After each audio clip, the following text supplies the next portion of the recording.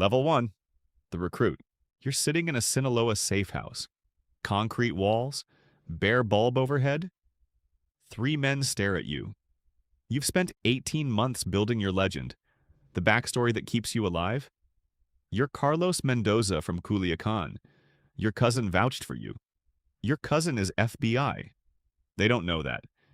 You need to move product across the border. Small loads at first. Marijuana bundles wrapped in cellophane and duct tape. You drive a Honda Civic with a hidden compartment under the back seat. Border agents wave you through at San Isidro because you cross twice a week. Always at dawn, always with the same face. You're establishing pattern, becoming furniture. The cartel pays you $800 per trip. You hand it all to your handler in a San Diego parking garage. You don't keep a dollar. That's how you stay clean if they ever check. You're building trust one boring crossing at a time. Level 2. The driver. 6 months in, and you're moving cocaine now. The stakes multiply. The loads are heavier. The compartment is more sophisticated. Hydraulic lifts, false gas tanks, spaces carved into the frame itself. You drive a Ford F250 now. The cartel gave it to you. You know 3 mechanics who build these trucks. You've memorized their names, their shops, their methods. You're filing reports to your handler twice a week. Photographing everything with a buttonhole camera. The routes matter now. You're not just crossing at San Isidro anymore. Sometimes it's Calexico, sometimes Nogales. They're testing your flexibility, your willingness. You meet a logistics coordinator named Raul. He has a wife and 2 daughters. He shows you pictures. You nod and smile. You'll send him to prison for 30 years, you know this. You swallow it and ask about his daughter's school. Level 3. The stash house man. You're not driving anymore. You've been promoted. You run a stash house in Phoenix. A suburban 3-bedroom with a 2-car garage and a basketball hoop out front. Looks like every other house on the block. Inside, there's 200 kilos of cocaine in the walls. Methamphetamine in the attic. Heroin in false-bottomed toolboxes in the garage. You manage 3 men who guard the product in 8-hour shifts. You've never fired your weapon. You hope you never do. Your real team knows where you are, but they can't pull you out yet. You're too valuable. You're learning the distribution network. Who picks up what? When? Where it goes next. You keep a mental ledger because writing anything down means death. One of your guards is 19 years old. He sends money to his mother in Michoacan. He doesn't know you're mapping his entire family tree for the prosecution team. You eat lunch with him. Carne asada tacos from the truck on McDowell Road. You're very good at compartmentalizing now. Level 4. The enforcer's associate. The cartel notices your competence. They move you into enforcement. You're not pulling triggers yet, but you're standing next to men who do. You accompany collections. When someone owes money, you're in the room. You watch a man named Hector break a debtor's fingers with a ball-peen hammer in a Tijuana garage. The debtor screams, "You stand still." You don't look away because looking away means weakness. Weakness means suspicion. Suspicion means a shallow grave in the desert. You file a report that night. You throw up after you file it. You don't tell your handler about throwing up. You're present when they execute a police informant. You don't participate, but you're there. You watch. The sound stays with you. The DEA psychologist will ask about this later, years from now, when you're out.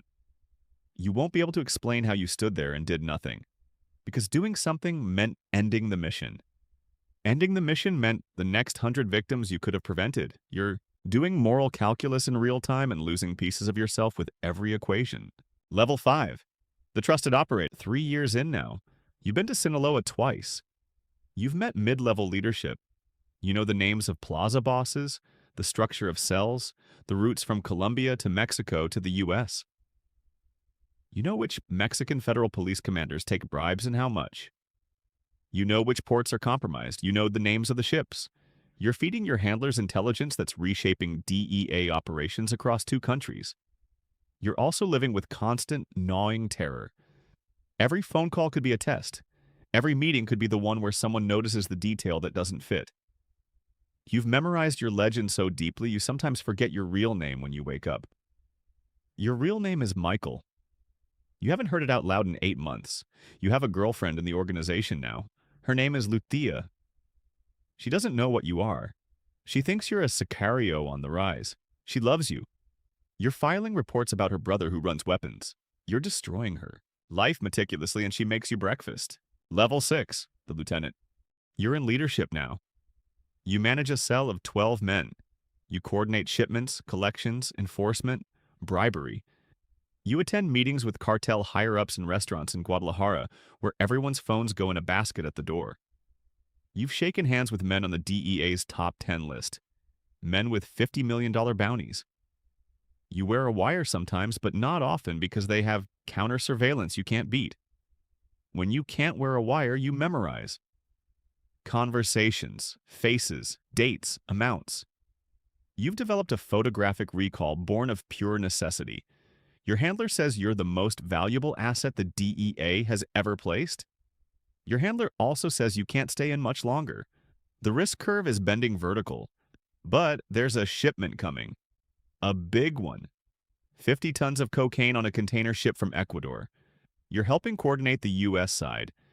If you can map the entire network, the ship, the port, the trucks, the stash houses, the distribution, you can take down 200 people in one coordinated strike. So you stay, you push the exit date back again. Level 7. Someone suspects. You don't know who. You don't know what tipped them. Maybe nothing. Maybe just paranoia in an industry built on paranoia. But there's a coldness now. Questions that feel like tests. A meeting gets moved at the last minute and no one tells you the new location. You find out later it happened without you. You're being isolated, evaluated. You tell your handler you need extraction in the next 72 hours. Your handler says the task force needs 1 more week to coordinate the raids. If you disappear now, the whole network scatters.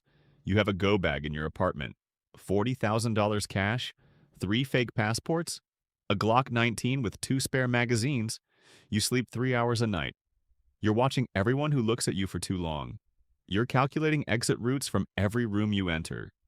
You're not sure you're going to make it out. You're very sure the task force doesn't care as much about your life as they do about the case stats. Level 8. The breaking point. They take you to a warehouse in Mexicali. You and 4 other men. They accuse one of the men of being a rat. They're right, it's not you. It's a man named Tomas who's been skimming. But the interrogation process applies to all of you. You're cable tied to a chair. You're beaten with fists and boots for 2 hours. Not enough to break bones. Enough to test, enough to see who cracks. Tomas cracks. He confesses to skimming. They execute him in front of you. You don't break. You scream when they hit you. You cry. But you don't break. Because breaking means admitting the truth, and the truth means you die like Tomas. Afterward, they untie you. They apologize. They give you $10,000 for your trouble. For your loyalty. You take it. You thank them. You go back to your apartment and you call your handler on the emergency line. You say if you're not extracted in 24 hours, you're going to disappear on your own and they'll never hear from you again. The raids happen 36 hours later. Simultaneous strikes across 4 states and 12 cities in Mexico. 214 arrests. 51 tons of cocaine seized. You're extracted during the chaos. A DEA tactical team pulls you from a safe house in Hermosillo. You're in a helicopter heading north. You look down at Mexico falling away beneath you. You're shaking and you can't stop. Level 9. The Ghost. You're in witness protection now. New name, new face. Plastic surgery on your nose and jawline. You live in a town in the Midwest you'd never heard of before they sent you there. You work at a hardware store. You're 43 years old. You look 50. The DEA gave you a commendation. The Attorney General mentioned you in a press conference without using your name. You were the most successful undercover penetration of a Mexican cartel in DEA history. Your testimony led to 97 convictions. You can't tell anyone. The people you sent to prison have long memories and longer reach. Lucia is in witness protection too. Different program, different city. You'll never see her again. Sometimes you wake up thinking you're still in the stash house in Phoenix. Sometimes you hear Spanish in the grocery store and your heart rate spikes to 140. The DEA psychologist says you have complex PTSD. You see him twice a month. Doesn't help much. You don't have friends. You can't, because every friendship requires truth, and your truth is classified and dangerous. You're a ghost. You traded your identity for 200 arrests and 50 tons of cocaine. You can't decide if it was worth it. You decide it was, then you decide it wasn't, then you stop deciding. Level 10. The recruit. Somewhere in Southern California, a young DEA agent sits in a briefing room. She's 28. She speaks perfect Spanish. She grew up in El Paso. She knows the border. She's volunteered for deep cover work. Her training agent is explaining what it takes: the isolation, the fear, the moral weight. He's explaining that she'll do things she never thought she'd do. Watch things she'll never forget. Become someone she doesn't recognize. He's asking if she's sure. She says yes. She means it. She doesn't know yet what yes costs. She's sitting in that briefing room with her whole self intact, still believing in clear lines between right and wrong, still thinking she'll be different, still convinced she can go into the darkness and come back unchanged. In 6 months, she'll be in a Sinaloa safe house. Concrete walls, bare bulb overhead, 3 men staring at her, building trust one boring crossing at a time. The cycle continues, it always does.